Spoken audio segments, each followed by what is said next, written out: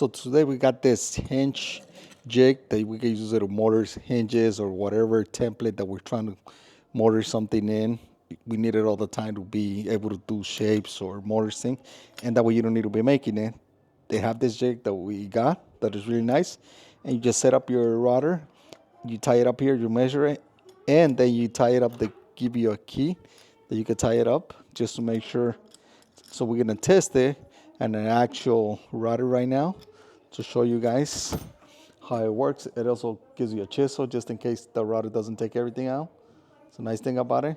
It comes with the router bit. They give you a starter one. And the measurements? And it comes with the dimensions here.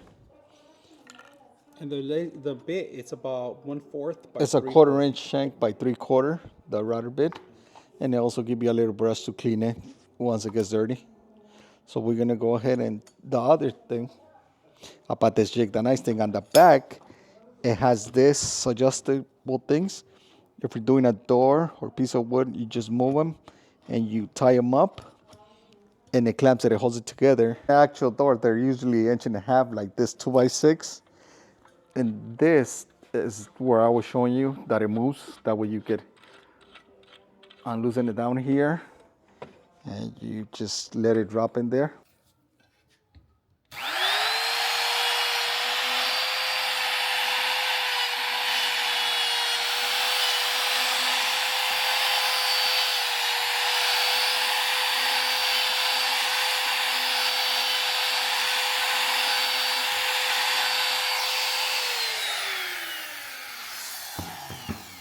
So as you see, we routed it out. We only went a little bit. They're really simple. This is clamped. You have your new nice chisel.